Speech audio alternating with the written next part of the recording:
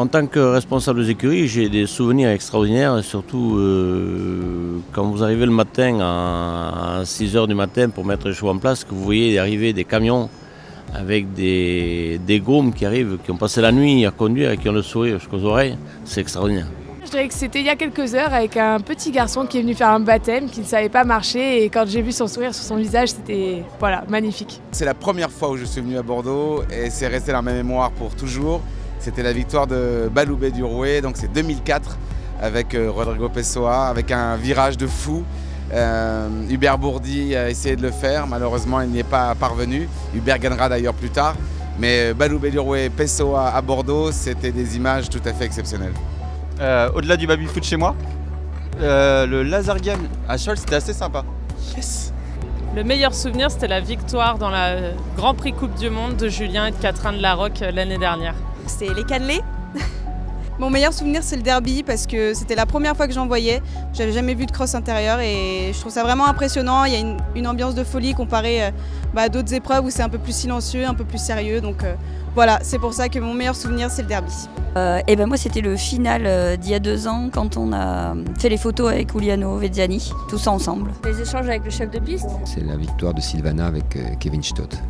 Voilà.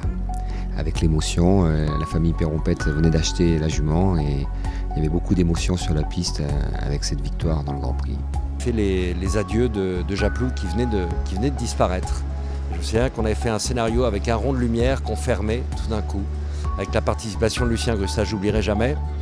Et j'avoue, ça c'est beaucoup plus personnel. C'est tout simplement l'année dernière, puisque c'est Julien Epagnard qui gagne.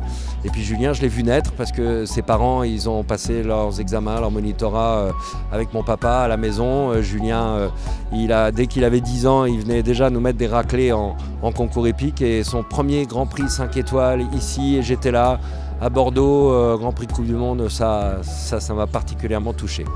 Voilà. Après, il n'y a pas de mauvais moments à Bordeaux. Chaque année, on a des scénarios fantastiques parce qu'on... Je sais pas, tout le monde le dit, donc je sais pas s'il y a beaucoup de publics comme ça ailleurs dans le monde. Il n'y a que des bons publics, mais Bordeaux c'est quand même quelque chose. Voilà, je sais pas.